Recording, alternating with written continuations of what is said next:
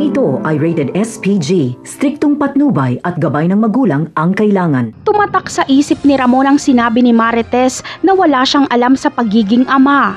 Alam niya sa kanyang sarili na totoo ito dahil lagi niyang binubulyawan at sinasaktan ng impostor niyang anak. Kaya sa kanyang pag-uwi ay babawi siya.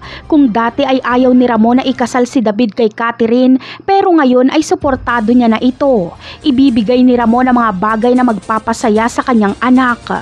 Samantala, batid din ni Ramon ang sakripisyo ni Marites, mapalaki niya lang si Tanggol. Ayon kasi sa kwento ni Marites kay Ramon ay araw-araw na ipinararamdam sa kanya ni Rigor na napakadumi niyang babae. Itinuturing ni Ramon ang utang na loob kay Marites ang pag-aaruga nito kay Tanggol at malaki din ang personal niyang utang na loob kay Marites dahil ito ang nagligtas sa kanyang buhay. Kaya naman, ang gusto ni Ramon ay present sana si Marites sa kasal ng impostor na Tanggol.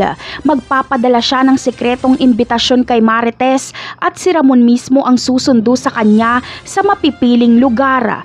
Ang gusto ni Ramon ay sorpresahin ang kanyang anak. Sa kalagitnaan ng seremonya ay sa kanya ilalabas si Marites. Siguradong manginginig sa takot si David kapag biglang magpakita si Marites sa oras ng kasal nila ni Catherine. Ito marahil ang dahilan kaya nandoon din si Camille sa simbahan na ginanapan ng kasal. Si Camille lang ang nakakaalam sa sekretong lakad ni Marites kaya sinundan niya ito. Masaya din kasi si Camille na ikakasal na ang kanyang kuya Tanggol. Pero sa kanyang pagsilip sa loob ng simbahan ay gulat na gulat siya dahil si David pala ang ikakasal. Napasigaw na lang si Camille pero pinagsarahan siya ng simbahan. Malamang ay hindi lang narinig ni Marites ang sigaw ni Camille dahil itinago ni Ramon si Marites dahil pang sorpresa niya ito kay David. Habang si Camille naman ay sa sobrang stress ay sumakit ang tiyan hanggang sa hindi niya nakinaya kaya natumba siya at gumulong siya pababa ng hagdan ng simbahan. Talaga namang napakademonyo ni David. Ano na kaya ang mangyayari kay Camille at sa sanggol na nasa sinapupunan nito?